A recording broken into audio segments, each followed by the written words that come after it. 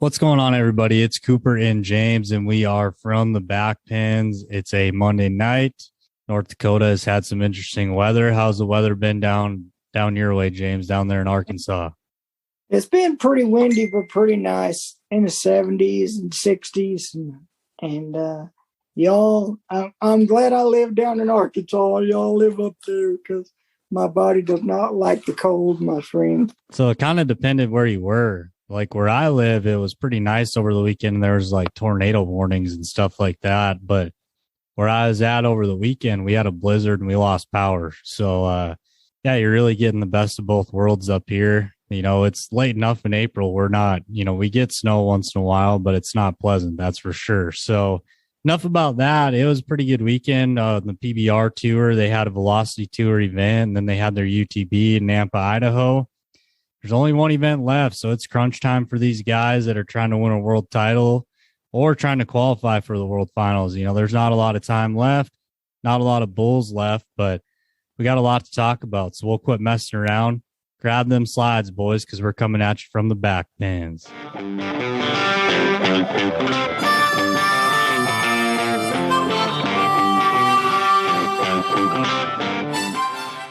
To kick things off, we'll talk about the Velocity Tour. They had an event in Wichita, Kansas over the weekend. It was on Saturday night. And the Canadian Griffin Smeltzer wins it 172.5 on two head.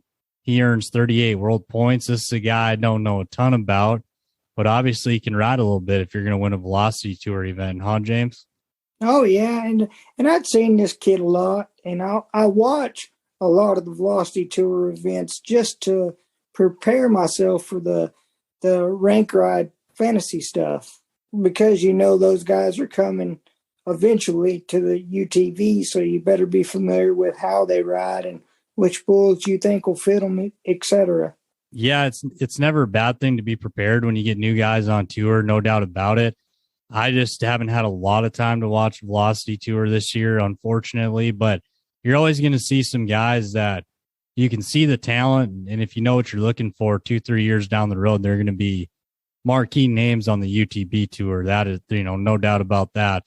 The Velocity Tour has one event left before their finals down in Corpus Christi, and that's going to be this weekend in Grand Forks, North Dakota, not too far from my house. I believe it's just a one-day event, and that'll be the last shot for guys to get qualified up for those finals. So it's crunch time for everybody right now. There's not a lot of time left. They've got to make every bull count right now. And speaking of making every bull count, there were some guys that did that this past weekend in Nampa, Idaho, James. What did you think overall of the event in Nampa? I thought some guys rode really, really well to where you went, it's about time. And then I thought some guys really, really let some bulls get away from them that they shouldn't have. That happens to everybody.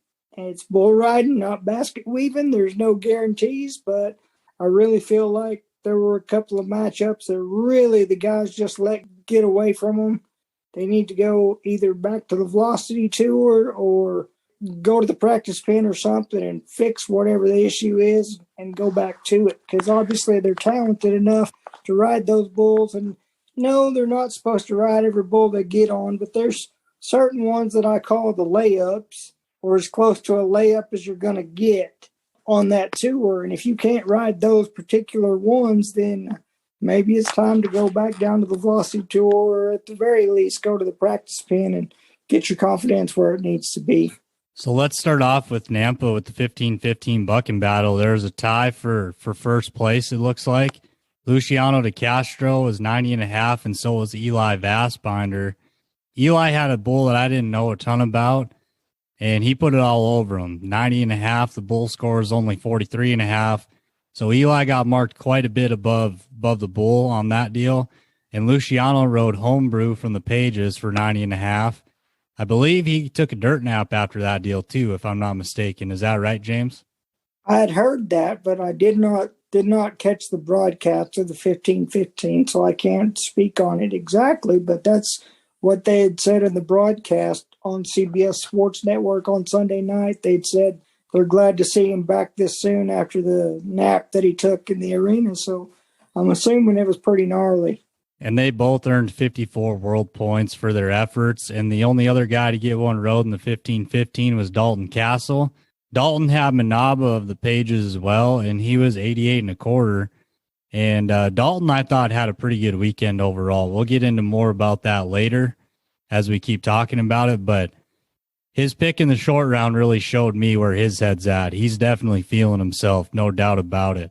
Oh, definitely. And that's going to be one of those sleepers. And if Eli Vastfinder heats up a little more and gets his confidence rolling, that could be a sleeper in there for a world title. Speaking ahead to the world finals. But I'm going to start calling Dalton Castle Mr. 1515, especially if he wins this week's. Yeah, speaking of that, it sounds like they're going to have one in Billings. So that's going to be a long weekend on them guys, but if they're not going to ride at the Velocity Finals, they'll have a week off. Well, it ended up being about 2 weeks, really, if they don't ride at the Velocity Finals off before the World Finals start. But that event in Billings, with a 3-day event with a 15-15, those top-end guys got an opportunity to get a lot of points there. So I think you're going to see some guys rise to the occasion, no doubt about it. But your event winner from Nampa, Ramon de Lima, 264 and a quarter on 3 head, and Ramon earned 138 world points. That's a pretty good weekend for Ramon, and from the way it looked, he got on bulls that fit him. Ramon's definitely a guy that tends to favor bulls that go into his hand. He doesn't generally do real well on stuff that goes away from his hand, and he drew good in the long rounds. He made it count, and then he picked one that fit him in the short round. What'd you think of Ramon's weekend, James? Well, I knew he would get by Bubba G, but he's just not as consistent. He's typically what I would refer to as one of the lower tier riders on the tour. Yeah, he's good enough to be there, but he's not consistent enough to be in the running for a world title, at least this year. I'm not saying he doesn't have the ability to, because everybody does, but it's awesome to see him, come back from injuries and go to the Velocity Tour and then have some success there, and then finally parlay that to the Unleash the Beast Tour, and I guess punch his ticket to the World Finals is what it looks like, virtue of that win. Yeah, I would say that pretty much guarantees his spot in the World Finals. In fact, he might have even climbed up close to that top 15. It's tough to say without looking at the standings. We'll get into that a little bit later, but you could see Ramon in that bucking battle this weekend. Coming in second place, Colton Fritschland, 241 and a half on 3 head. There's only 2 guys to go 3 for 3 this weekend. Fritschland earned 80 and a half world points. This is a guy who's been out with injury. He's a younger guy, but man, is he talented. This guy is really, really good, and if he can stay healthy, this is a guy that can contend for a world title, in my opinion. He picked bucking for cash in the short round, and it wasn't the Bulls' best day. They marked him 85 and 3/4, but really solid performance from a guy who really hasn't been around all that much this year. What do you think, James? That was when I referred to, I seen some guys fall off ones they shouldn't, and some guys that it's about time. When I said it was about time, I was referring to Colton Fritschland. I'd seen him ride at Houston, and then he got back on tour, and it took him a while to kind of get his feet under him because he hadn't been getting on that caliber of bull consistently because of his, I guess it was a shoulder injury, if memory serves me correct, that took him out. And good to see him getting the train back on the tracks, and he'll probably be in Billings. He'll probably have some success there because I got to imagine that a lot of guys are going to have some success in Billings, that being that this is the last event of the regular season, and a lot of the top-end bulls that are already slated for the World Finals are on the shelf, like maybe 80 or 90 or so, and the rest of them are battling for their spots just like the guys are. Yeah, looking ahead to Billings, that's always kind of hard to predict what kind of bullpen they're going to have there. Normally it's in the spring. It's about this time of year every year, but normally, obviously, you're not this close to the World Finals. I'm going to assume you're going to see a lot of the same bulls that were in Nampa. Like, I would expect most of Chad's pen to be about the same. I believe when I talk to them guys out in Washington, they have the same bulls out on the road right now as they did at those 2 events in Washington, and they weren't planning on coming back home until after Billings. just because it's no use hauling them back and forth like that. So it's really hard to say what they're going to have in Billings. I mean, I'm not sure if you're going to see any Canadian guys there or not, but there generally is some Canadian guys in Billings.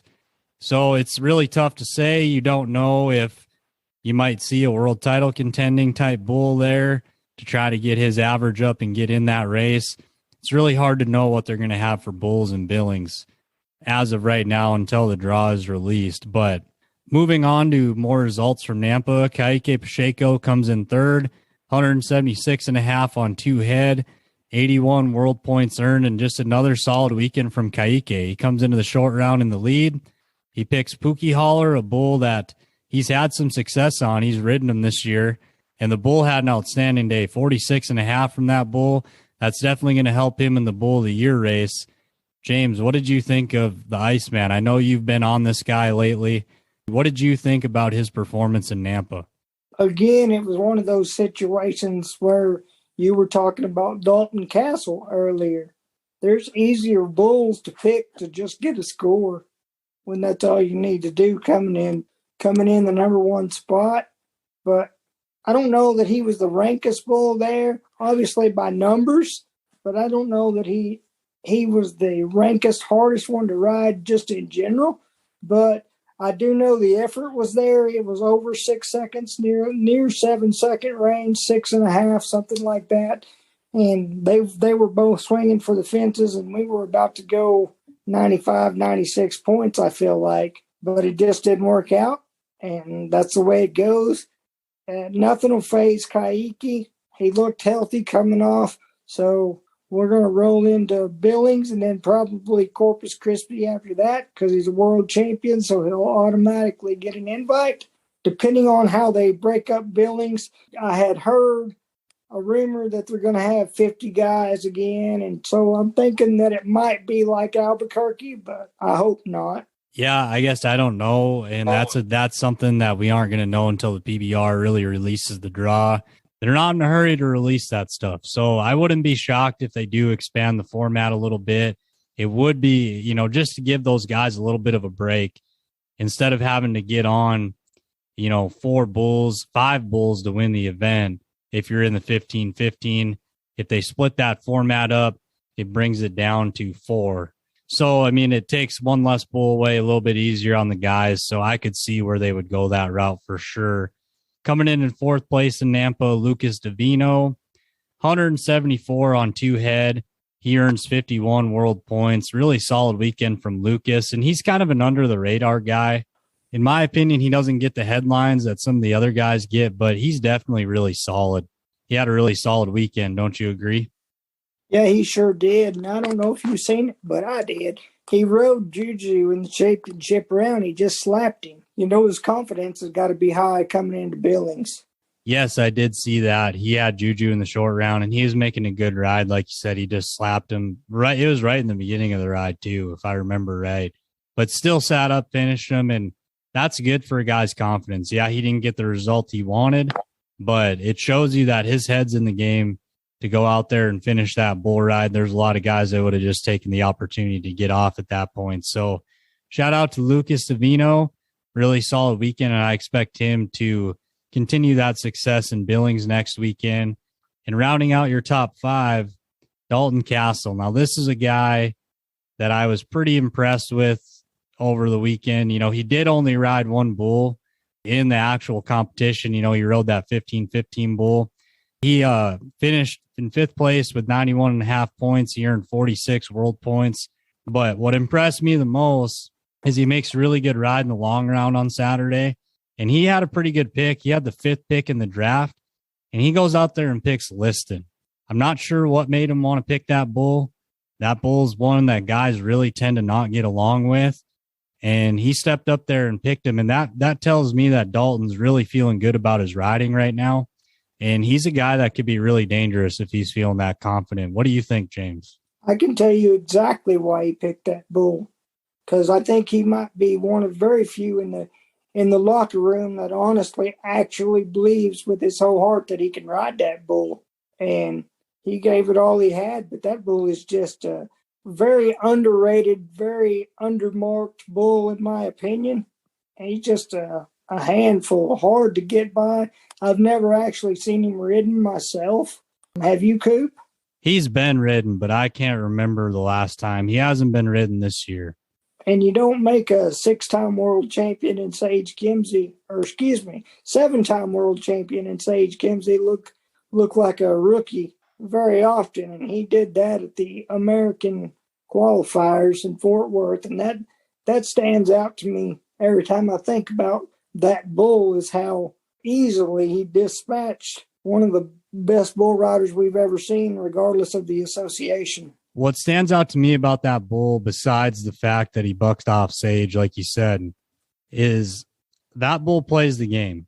And when I say that, when you walk by him in a pen, like, he's going to let you know that he's a bad cat. I mean, he plays the head games with these guys. That's generally why he's picked 11th, 12th in a bull draft.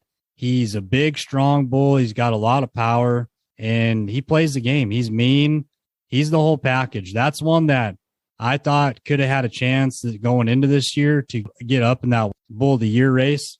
Unfortunately, he's had some not so great outs over the year. But to me, sometimes he doesn't get marked what he deserves, just because optically he doesn't look like he's necessarily all that hard to ride. To say that with a grain of salt. All these bulls are hard to ride, but optically he doesn't look the same as Whoopah. It doesn't look as flashy a lot of the time, but this bull is big, strong, and he means it. When you put your rope on him, you better have your hammer cocked, because he's gonna bring it when that gate opens. Oh yeah, he's definitely a handful, and definitely a throwback to the good old days. Just one of those forget the form and get the horn kind of thing, if you can.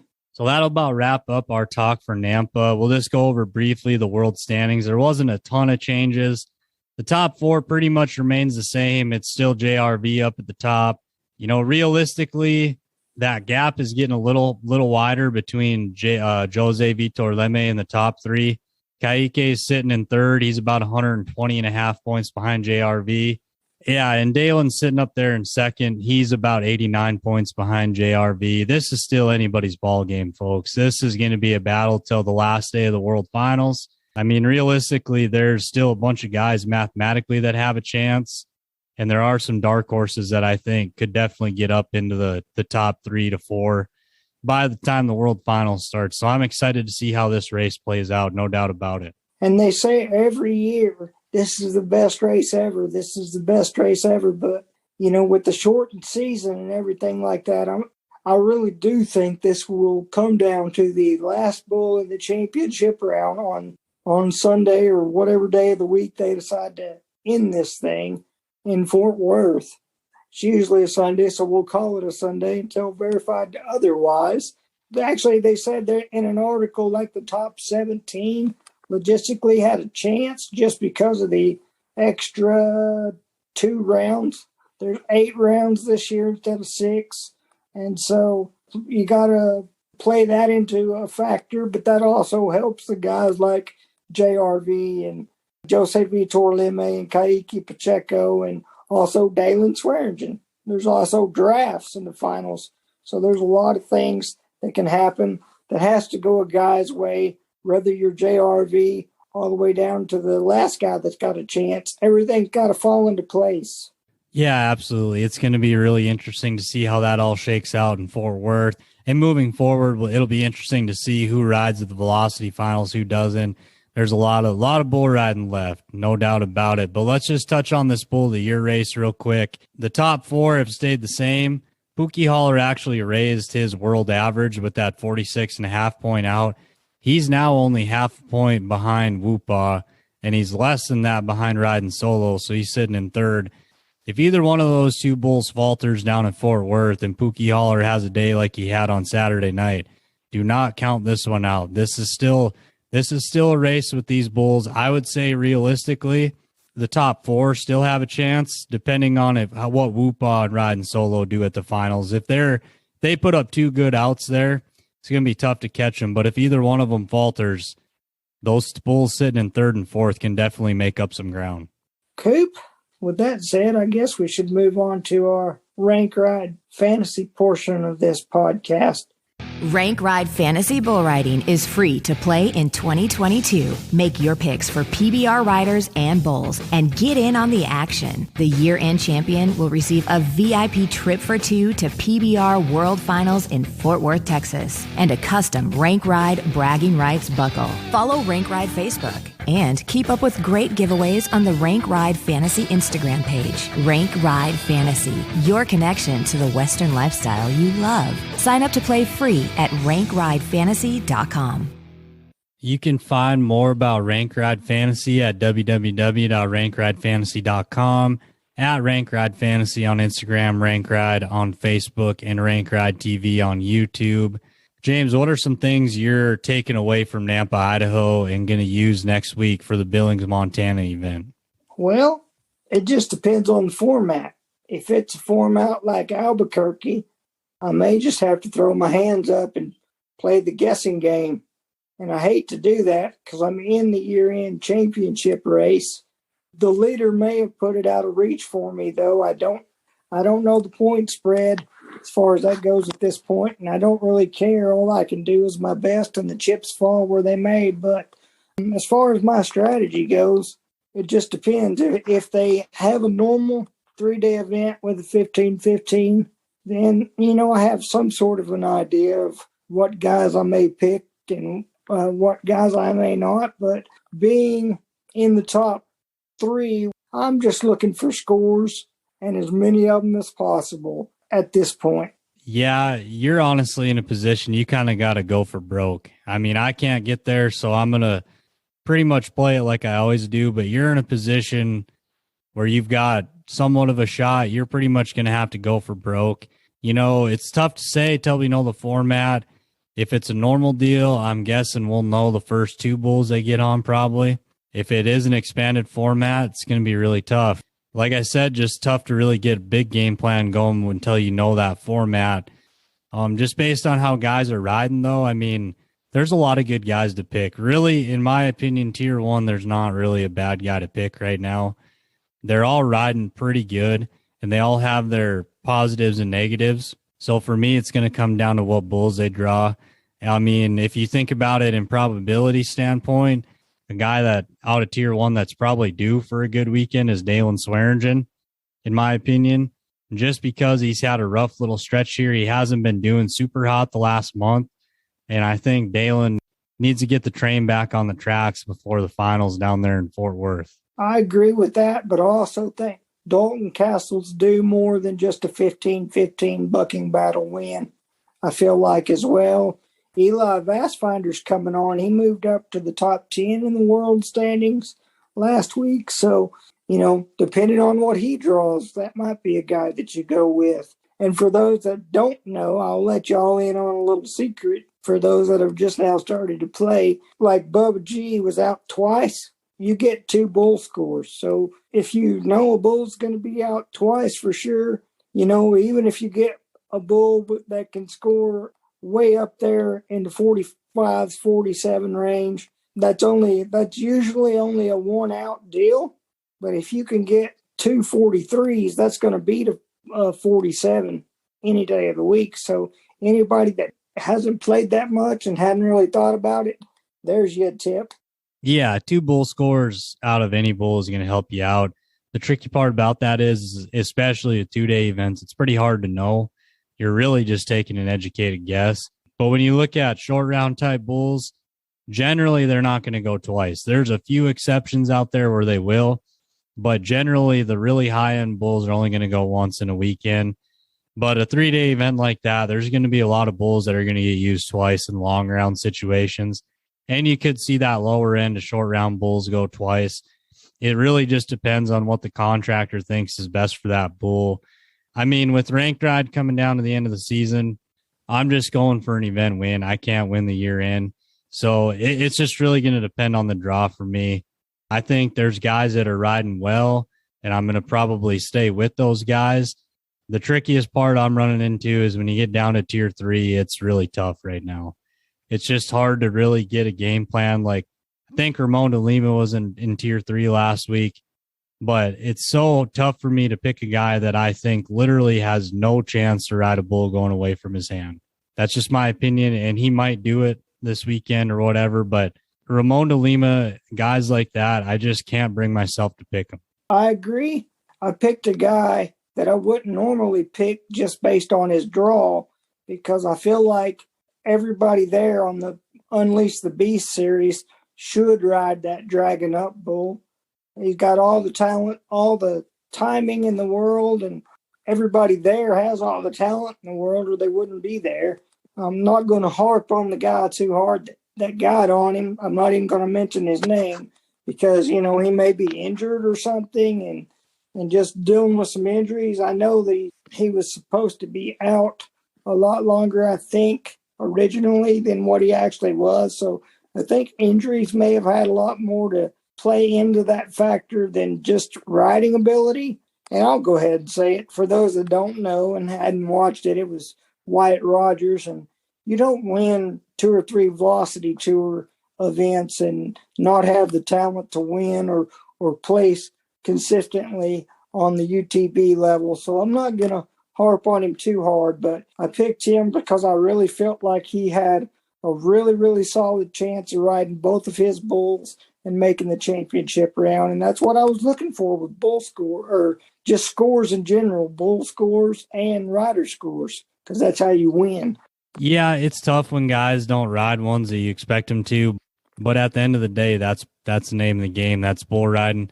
And that happens in every sport. Even superstar football players are going to have dud games once in a while. It's just really part of the deal. It's unfortunate.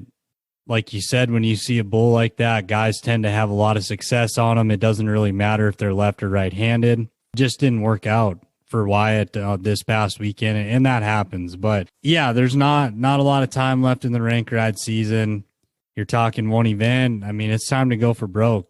Going to try to go win $100 this weekend, and that's all anybody really can do. Make your best educated guesses and just roll with it. I mean, at the end of the day, that's all the game is. You can think you know everything there is to know about it, but at the end of the day, really luck is what it comes down to. So I'm not going to get too crazy worried about it until I see what the draw is, and I'm just going to let the chips fall where they may. Even at that, Coop, one of my last points that I'll make is like, even if you legitimately were a stock contractor or somebody like Justin McBride or Craig Hummer or somebody like that legitimately is supposed to know everything there is to know about this sport, you could still say, yeah, this guy's got, a 95% chance or 100% chance in my mind of riding this bull, and he could still go out there and buck off. And that, to me, is what makes this particular fantasy game more fun than any other one there is. And what attracts me the most to bull riding, other than the danger, is there's no guarantees that anybody's going to ride any bull. There's no guarantees that anybody's going to live or die, for that matter, if I'm being bluntly honest. They've learned to break that down and to throw that stuff out of their mind and just let their training take over and shut their brain off. Yeah, the mental side of the sport is the most important side of it. There's physical requirements, no doubt about it, but at the end of the day, what separates them when they get up here is the mental side of the game. Why is Jose able to do things that other guys can't? Yes, he is really talented, but also he's probably the most dedicated guy on tour right now. If he's not the most, he's definitely one of the most. The guy is a 2-time back-to-back world champ, and you still see videos of him almost weekly in the practice pen. I mean, the guy puts in the time and the results show, and that's what really separates these guys at this level. Yes, they're all really talented, but you really start to see the levels of the mental game when you look down the standings, in my opinion. To me, that plays a huge factor in where a guy finishes, no doubt about it. But do you have any closing thoughts, James, before we get out of here?